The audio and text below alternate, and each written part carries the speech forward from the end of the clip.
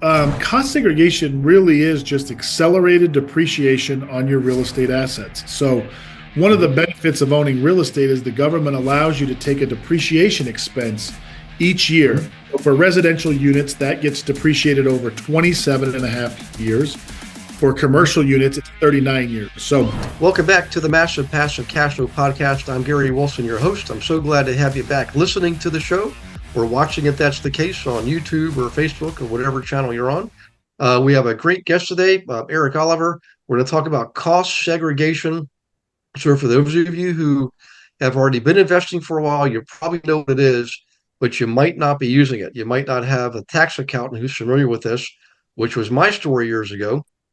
But I highly recommend you pay attention. If you're not driving, please take notes. If you are, don't worry. Everything will be in the show notes when this gets published. So first off, Erik, I just want to say thanks for having me on. This is a we very rarely had this subject, and it's definitely very timely. People are starting to look at the last quarter, looking at next year. How can they position themselves for tax planning purposes? Um, and so forth. But if you wouldn't mind, I'm gathering like a lot of us, you didn't come out of the womb saying, I'm going to work on cost segregation. You're probably like I was going to be an astronaut and a cowboy or something like that. But what actually, if you don't mind sharing, what were you doing when you realized this was something that could be very worthwhile and very, very necessary? And was there like a tipping point or a trigger that you wouldn't mind sharing too? yeah, that's a great question. And thanks for having me. I'm glad to be here. So kind of my story. My kids ask me that all the time. They're like, "Dad, how did you get into cost segregation? I can't imagine this is what you went to school to do." Which is not. My degree is in accounting. When I was in school, I like a lot of 18, 20 year olds wanted to figure out how I was going to get out of there as quickly as possible. And Mhm. math always came somewhat easy to me. I couldn't write a paper to save my life, never liked the sciences, but math came easy. So it was either a finance degree or an accounting degree. I chose accounting because it was fewer classes and I could get out of there quicker. Um, Never really used my accounting degree. I got into some business development, some sales jobs that took me around the country. Went to Virginia, born and raised in Salt Lake. Went to Virginia for about 12 years. Ended up in Long Island, New York for 5. At that point, I had a couple kids, was married. My parents were getting older, and I wanted to come back to Utah and started looking for jobs. Came across this thing called cost segregation and didn't know what it was, but it said it required, accounting background and some business development experience. And so I'm like, well, those are two things that I've got. Started researching it and realized I'd always been interested in real estate investing, had a few properties of my own at that time, and started researching what cost segregation was. I'm like, well, this is amazing. This is very Mhm. powerful stuff that I'd never heard of in my investing career. And so, anyways, long story short, ended up getting a job here. Been doing it for about 8 years now. Have loved the job. Been able to help a lot of clients reduce their tax liability. One, number two, um, being a presenter, which I present for our company across the country, I learn a lot of. Mhm. I go present for an hour, but then I got 7 hours of learning from everyone else that's there, and so I've been able to learn a lot of different topics around investing. But that's kind of what got me into it. It was kind of just fell into it. I just so happened to have an accounting degree. I myself am not a CPA, but work with a lot of Mhm. CPAs. We have CPAs here on our staff and have really come to love it. It's a great tax strategy that goes underutilized. It's become a little more popular with some of the legislation that's been around lately, but definitely a lot of people who don't realize they have this tax savings who could definitely benefit Mhm. from it. Cool. Well, I tell you what, my first experience with this was years ago. I built up, a decent sized portfolio, but mostly duplexes, triplexes, fourplexes, things like that. Right. And in the beginning, my tax accountant never mentioned anything at all about cost segregation. And then I bought an 11 unit building, and the agent there had mentioned, he said, you can actually do pretty good with cost segregation on this property. And I just didn't, I forgot about it actually. But then the next time I bought a 90 unit building, and the real estate agents there were like, hey, we just want to show you the history of this and what the prior owner was able to do, and you can do the same thing. I'm like, that's what you're talking about. So we definitely use it. I mean, we've everything that we could, um, you know, amortize or capitalize on the right scale, like not just cars, and we had a truck for the property or a pickup truck. We had lawnmowers and paint sprayers. all kinds of equipment, you know, washers, dryers, air conditioners, things like that, and of course appliances. And we were to use cost segregation. It was a major, uh, basically a source of revenue for us when you look at it the right way. But if you wouldn't mind, instead of me blabbering away, people don't want to hear from me; they want to hear from you. Would you mind giving a little bit of one-on-one for people who aren't familiar with this? Because I want people to know, even if it's just on small properties like me when I first started, you could still use cost segregation. I mean, every dollar you can save on the expense side is just as good as profit on the revenue side. But if you wouldn't mind, kind of explain to people what it is, and maybe an example or a case study would be good too, if you don't mind. If you're able to share that, you know. Yeah, no, definitely. So, cost segregation really is just accelerated depreciation on your real estate assets. So, one of the benefits of owning real estate is the government allows you to take a depreciation expense each year. So for residential units, that gets depreciated over 27 and a half years. For commercial units, it's 39 years. So just to make the math easy, let's say we have a $275,000 single family home. You divide that by 27 and a half, you basically get a $10,000 write-off every year for the next 27 and a half years, which is great. That's why a lot of us get into real estate. However, I'm probably not going to own my property for 27 and a half years. And so I want to front load or take as much of those deductions as I can in the early years. And the way that we're able to do that is through an engineering-based study where we come in and identify and put a value to assets within your residential rental, in that case, that the IRS says don't last 27 and a half years. For example, your flooring, your carpet, your countertops, your cabinets, your appliances, ceiling fans, garbage disposals, all of those things on the inside, those should be depreciated over 5 years, not 27 and a half. Then you've got all your outside stuff, your land improvements, curbs, gutters, asphalt, concrete, retaining walls, trees, bushes, shrubs, outdoor lighting. All of that stuff should be depreciated over 15 years. The problem is that when you buy an asset, you get the closing statement, you take it to your tax preparer.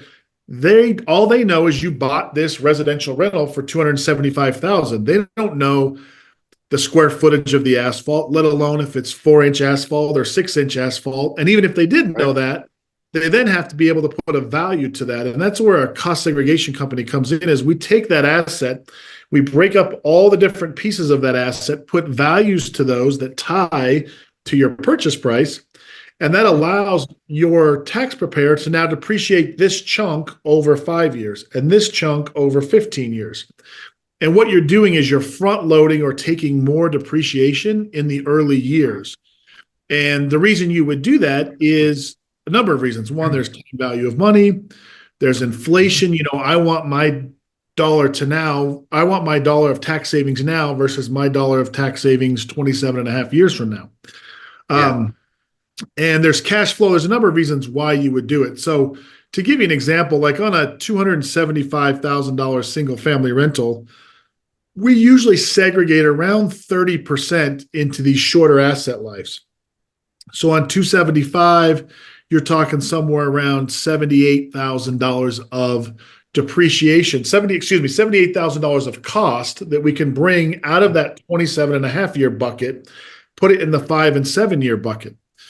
Right. By doing that, there's some added benefits. There's something called bonus depreciation, which allows you to take, so those costs that we put in the 5 year bucket, instead of depreciating it over 5 years, in some instances, you can take all of it in the first year. And so on a $275,000 single family rental, you're probably looking at somewhere between $50,000 and $60,000 of depreciation in year one by doing a cost seg study. Now, remember, depreciation comes off your taxable income. So let's say I make $150,000 a year. Instead of being taxed on $150,000, I'm now only taxed on $100,000 because I have this $50,000 deduction. So if I'm in a 30% tax bracket, that $50,000 deduction could be a $15,000 tax savings. And so you can see the power of cost segregation by front loading this depreciation and taking these deductions in the early years. It allows you to create significant tax savings that normally you would have to wait over 27 and a half years to realize. Yeah. Now, all right. So let's go a little bit deeper. So let's say I buy a property, I'm going to rent it out, and the first full year of ownership, I use cost segregation. I use accelerated depreciation on as much as I can. Maybe 50,000 of the 275. If I turn on and sell that property a year later, does that new owner have the same rights, the same ability to cost segregate too under their ownership? And I know there's a tax consequence there because I've got a I think you call it Capture. depreciation recoup. Is that is there an example you have of that? Like what's the pros and cons and the good and the Yeah. bad? Did you know that you can participate in class every Monday? We call it Monday Night Live, 7 p.m. Eastern, with me and dozens of other investor agents from around the country, in fact, the world. Every Monday, totally free. No selling, no recruiting, just straight up education on anything and everything in real estate. And we have a lot of good guests coming on once or twice a month, bringing in expertise on subjects like how to buy a house with crypto. Okay. How about them apples? What about AI? How's AI affecting our business?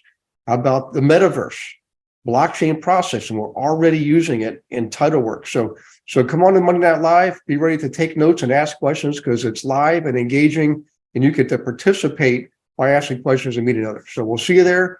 Go to realestatewithgarywilson.com, click on the resource tab, drop down, and you'll see Monday Night Live. And in there, you can see one of the most recent classes. But more importantly, you can register for class as many as you want going up to like the end of the year, I believe. So in any case, do that. We'll see you on Monday Night Live. Look forward to meeting you in person. Take care. Yeah, no, that's a couple good questions there. So I'll answer the first one. Can the second owner do cost segregation? The answer is yes. You want to do cost segregation one time per owner because let's say you bought a property 5 years ago for 200,000. I buy it today for 400,000. A new cost segregation study will be done, and I'll go in and value everything at the $400,000 purchase price that I paid. So my cabinets will have a different value than your cabinets, even though they're probably the same cabinets. I paid a lot more for my cabinets than you did because you bought yours for 200,000. I bought them for 400. So yes, you can do cost segregation on a building multiple times, once per owner though. So when it changes hands, it gets done. The second question you asked was about depreciation recapture. And depreciation recapture is a question we get asked quite often because when you sell an asset, you pay two types of tax: capital gains tax and depreciation recapture. Depreciation recapture is calculated based on the amount of depreciation you've taken. So I'm sitting here telling you to front load and take all this depreciation in the early years, and we get the question, hey, when I sell it, doesn't that mean I have a bigger tax bill? And I'll kind of back into this example because I think it makes a little more sense. But let's say you buy a property for 200,000, you sell it 5 years later for 400. When you go to settle up with the IRS, you're telling them that everything has doubled in value. I bought this building and all this stuff inside of it for 400, or excuse me, 200. I'm selling it now for 400, which means it must have all doubled in value. Well, your land has maybe gone up in value and your walls have gone up in value, but certainly dirty, nasty, stained carpet that's 5 years old is not worth double what you paid for it. Right. Carpet is actually a 5-year asset. So in that example, the book value of your carpet after owning it for 5 years is zero. And you should be paying zero tax on that carpet. Your carpet, you shouldn't be paying any gain on that carpet. And so by doing cost segregation, it allows you to allocate the sales price to the right buckets. My land and walls went up in value, but my carpet certainly didn't. And by doing that, it reduces your tax bill. So kind of in summary, you're taking your deduction today against your ordinary income of, let's call it 35%, paying some of that deduction back at a future date on a lesser amount and saving the spread. And so that's kind of the idea behind cost segregation is just there's a rate arbitrage between when you take the deduction and when you pay some of it back at a lower rate. And that's the permanent tax savings that you see when you do cost segregation. Awesome. I first off, I love the answer because that's really good news. And I appreciate the way you make a great teacher, by the way. So I appreciate the clarity on that. I know a lot of people have are smiling right now. They're probably going to be calling their tax advisors. Hey, let's make sure we do this year. But now, what about tax reform? Every time there's a change in administration, people are worried if we're going to go from a of conservative administration to a liberal administration are thinking, oh my gosh, we're gonna lose some of our tax benefits and taxes are going to go up, and then the other side, people are kind of hopefully we'll get a conservative administration, we'll get more tax breaks. But what have you seen in the past that does affect cost segregation and really investors in general, particularly real estate? I mean, over my lifetime, I've seen a couple changes, but I've never been a billionaire since I've been a much less than a billionaire, but my impacts are probably lesser. So, Yeah, no, that's a great question. So the biggest one, the hottest topic right now is this bonus depreciation that I mentioned a moment ago. So back in 2017 with the Tax Cuts and Jobs Act, that was at the time Donald Trump was our president. Donald Trump was overhauling the tax code, and Donald Trump owned real estate. And so because of that, there was a lot of favorable agenda items in that Tax Cuts and Jobs Act, one of them being bonus depreciation. And what bonus depreciation does is it basically puts cost segregation on steroids. So it makes all the sense in the world to take a 27.5-year asset and move some of that into a 5-year asset, because now we've shortened the depreciable life of that asset. But now that we've got it as a 5-year asset, the government allows us to take this bonus depreciation on that asset. Bonus depreciation from about the end of 2017 through the end of 2022 was at 100%, meaning any assets that we reclassified into this 5-year bucket, we got to take 100% of those deductions in year one. We didn't have to split them up over 5 years. You got to take 100% of them in year one. That bonus depreciation has started to phase out. So anything bought in 2023 was 80% bonus, meaning you got to take 80% of those deductions in year one. The other 20% would spread out over the useful life of that asset.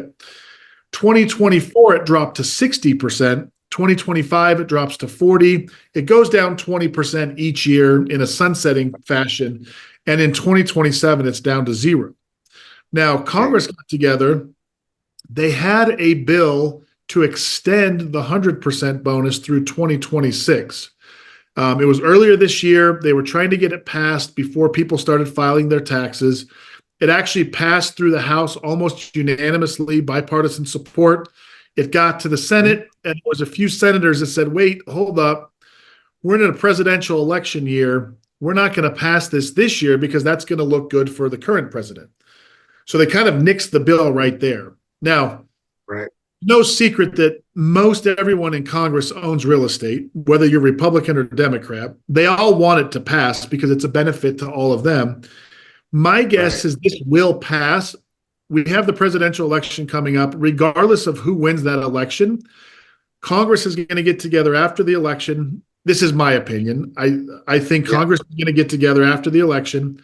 They're going to put together a comprehensive tax bill that they'll bring forth to the floor early next year and try and get it passed in January or February of next year. I do foresee them extending the 100% bonus for 2024 through 2026. But we'll have to wait and see. But that's probably the hottest topic right now in terms of real estate and legislation that we currently see with everything that's going on now. Okay. Well, what about other subjects like the 179D energy credits? I actually don't know anything about that, so I'm really interested to hear about this and how can it impact us. Yeah, there's two other real estate credits and deductions that have become more popular as of late with some of the legislation. One of them is called 179D. And 179D is a deduction for the construction of energy efficient commercial real estate. So if you build office buildings, retail, restaurant, medical space, and that medical space or that restaurant is energy efficient in the construction, meaning it's got certain types of insulation, certain types of windows, certain types of heating and air, you may be eligible for up to a $5 deduction per square foot. Oh, wow. So, you do have to have a third party come in and certify the building, but if your building meets certain qualifications, you get that $5 deduction per square foot, which is a great benefit. On top of, most people will do the cost seg study, get all those deductions, then do the 179D, get that deduction, and it's kind of a no-brainer. So that's the 179D. There's another program called 45L, which is for the construction of energy efficient residential units. So if you're building new apartments, duplexes, single family homes, and they meet certain qualifications, then all of a sudden you're eligible for not a deduction, but a $5,000 credit per dwelling unit. So if you build a fourplex, you may get a $20,000 credit if your fourplex is deemed energy efficient by a third party. So again, kind of what they're looking at is the insulation in the roofs, the walls, the doors, the windows. They're looking at the heating and air. They're looking at the lighting. They put all this information into this modeling program, and it spits out and says your building is 50% more energy efficient than the IRS standards. Therefore, you qualify and you're eligible for a $5,000 credit. So the 179D, the 45L, two of the most underutilized tax credits and deductions that are out there. It's mainly for your developers, for people who are building new construction. If you're buying an existing single family rental, for example, and going in and renovating it, you're probably not going to qualify. But if you're building from the ground up, there's a good chance, just because of the building codes and the materials that are being used now across the country, there's a good chance you may qualify. And again, these programs go underutilized, and they're kind of a use it or lose it. If you don't use it, you just lose it. And so you might as well look into it and see if your units may qualify. Yeah. Well, I'll tell you what, that brings up a good question for me. So like me early on, my tax accountant wasn't really, I didn't even know it existed. He'd never mentioned it. And granted, my properties were smaller, and maybe the potential savings wasn't all that great then, but over time it certainly adds up. So what when someone approaches you, say, like a dentist or anybody who owns real estate, they still keep the same tax account they're using. They just come to you, and then, like, how does that relationship work? What's the interaction with the tax account and all that kind of stuff? That's a very good question, Gary. So we partner with tax preparers all over the country. So tax preparers typically don't do cost segregation on their own.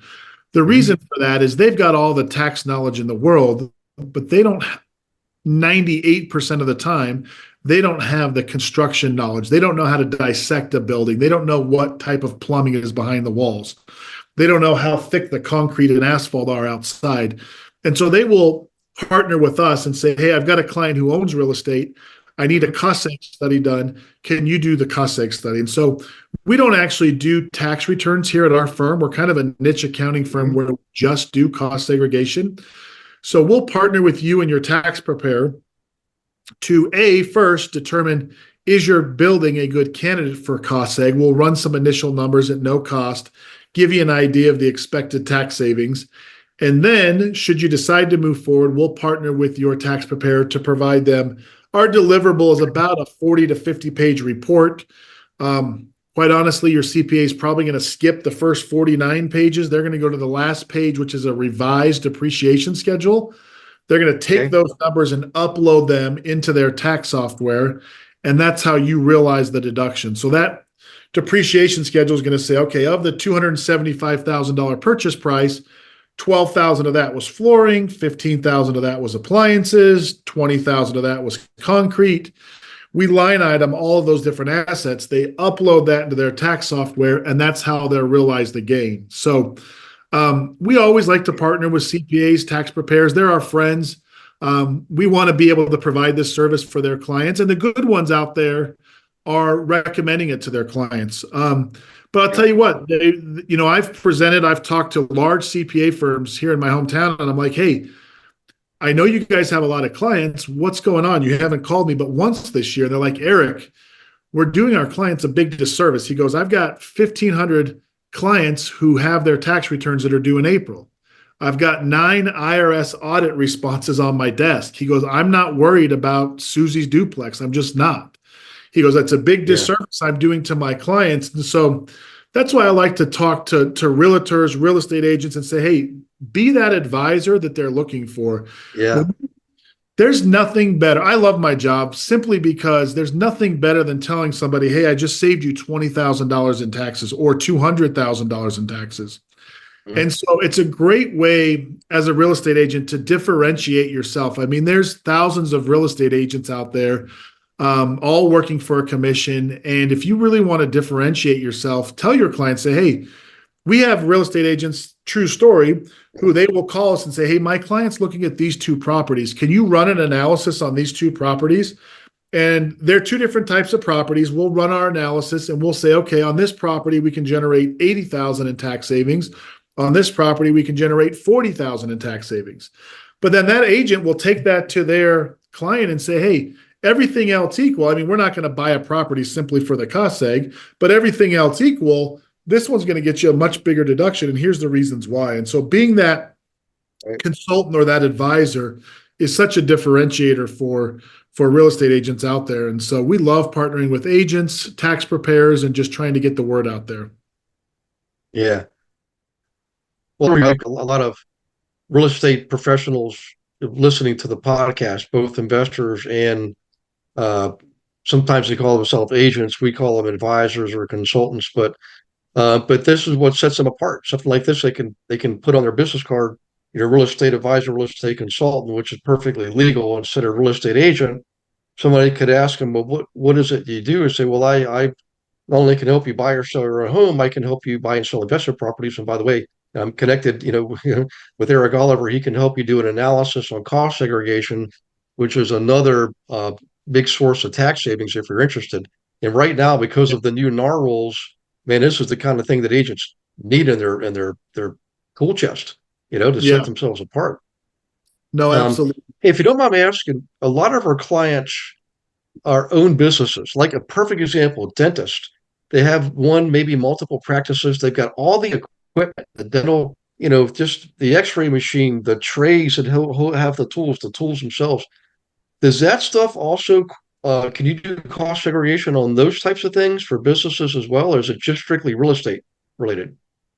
So from a cost segregation standpoint, it's typically just the real estate portion. So, but we do medical offices. You think of a dental office, they've got the countertops, they've got the cabinets, they got plumbing that goes to those chairs so they can run water and electricity to those chairs. All that stuff we can segregate. When you get down to like the trays and stuff, that's all stuff they're probably going to write off as a business expense. That's not necessarily part of real estate. But yeah, business owners are great candidates for cost segregation. And here's the reason why is, let's say I'm a dentist and I own my building that I practice out of. I can do what they call a grouping allocation where I group usually the real estate will be held in a separate entity versus my operating company, but I can group those two things together for tax purposes. So you go buy an office that you're practicing your dentistry out of, do a cost seg on that medical office. We create a $200,000 deduction. You can use that $200,000 deduction to offset $200,000 of operating income in your dental practice. And so you're paying a lot less in taxes, which then, if you're offsetting 200,000, that's if you're in a 30% tax bracket, that's a $60,000 tax savings, which then you can go buy another property or go buy more medical equipment or open up a second office. It just gives you that cash flow and the ability to put your money to work, whether you're paying down debt or buying other properties. And so business owners are great candidates typically for cost seg, whether it's a dentist office or maybe you are a roofing company and you own a warehouse where you keep all your roofing supplies. Yeah. That warehouse is part of your business. And so we, again, do that grouping allocation. And oftentimes you can use those deductions to offset operating income. Awesome. So it sounds like when's the best time for people to reach out to you? I'm gathering it's probably not on April 14th. Well, you'd be surprised. A lot of people do call us on April 14th, but no, the best time, what I recommend is anytime.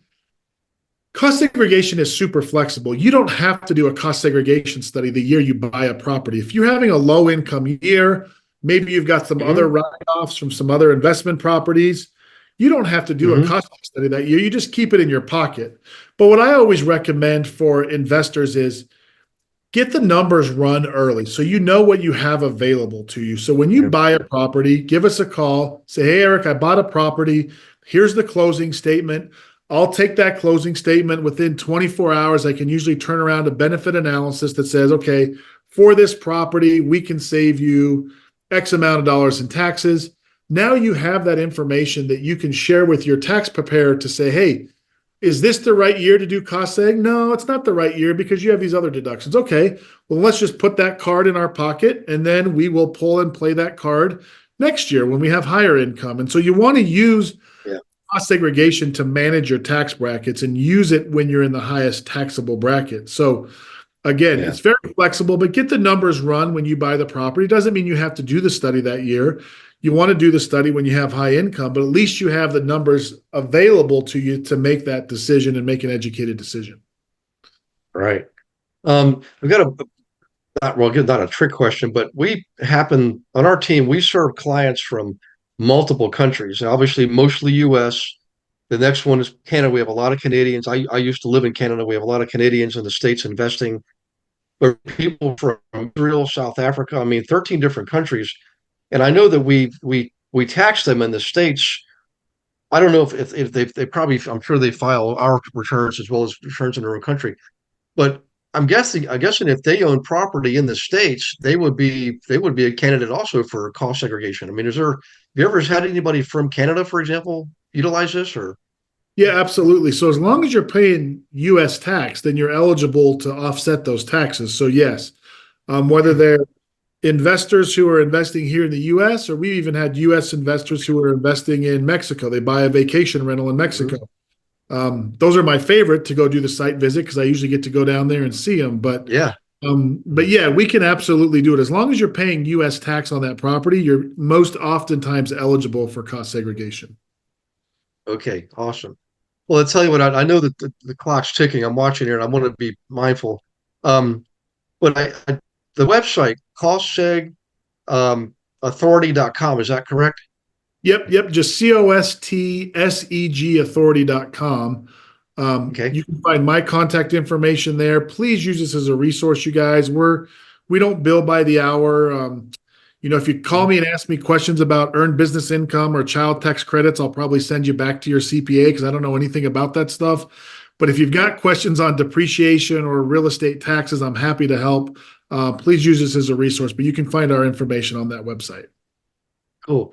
And is there any other resources there? I mean, other than contact information, educational material, charts, graphs, things that, we've got that type of thing? Yeah, definitely. We got case studies there, so you can look at case studies. We also have a link that if you have a property that you'd like to get some numbers ran on, you just click that link, put in a little bit of information, and we'll get an analysis put together for you. So, definitely please use that for your investors. Awesome. So everybody listening, keep this in mind.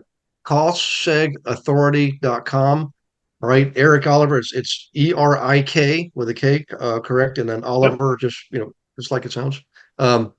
Reach out, go to the website, get yourself a free assessment, get the material, look at case studies, and I mean this is for everybody here listening because even if you're a real estate agent or a real estate advisor or consultant, I think you should call yourself that.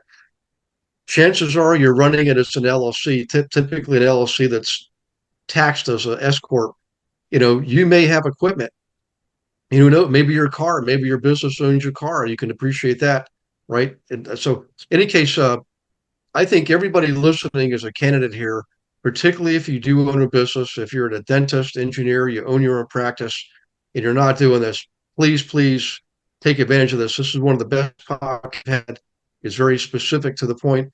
It's not a subject we cover a lot. So this is this is a podcast you want to mark to re-listen to. So, Erik, any final words of wisdom, a thought you want to leave with people before we sign off here? No, I don't think so. I think the last thing I would say is just make sure as you're starting or you're getting involved in your real estate journey that there is a huge difference between a tax preparer and a tax strategist, probably similar to like what you were preaching with a realtor versus a real estate advisor. A tax preparer will take your information, plug it in their system, and tell you how much tax you owe. A tax strategist will take your situation, advise you on what changes you need to make in order to prevent you from paying taxes. And so there's a gentleman who's written a couple books. I've heard him speak a couple times, Tom Wilwright. And he's Robert Kiyosaki's CPA from Rich Dad, Poor Dad, but he always says to change your tax, you have to change your facts. And that's what a good CPA tax advisor will help you do. And so a lot of us, tax advisors are going to cost more money, but they're going to save you 10x that in taxes by advising you. So again, as you do this, as you continue on your real estate journey and you start to build your portfolio, make sure you're working with somebody who understands real estate and is not just, the H&R Block at your local convenience store that's just pumping your tax return through the system. You want somebody who's going to understand and work with you to try and reduce your tax liability. Yeah. Well, I appreciate that. And I'll make a public request here.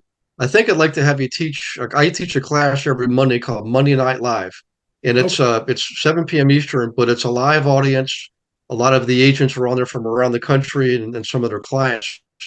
But I think this would be an excellent subject for, especially relative to our rule changes that requires them to jump through hoops to get a buyer to sign a document with them.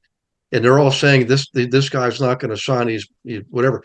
But you got to stand up from the crowd. You got to show them value. So showing that you can connect them with Erik to do a cost analysis on a property they're looking at buying probably will land you a commission, and you give Erik the opportunity to serve your client at the same time. So to keep that in mind, folks, thank you for listening or watching if that's the case. Thank you, Erik, again for joining us. God bless all of you and your loved ones, and we will see you on the next Massive Passive Cash Flow podcast.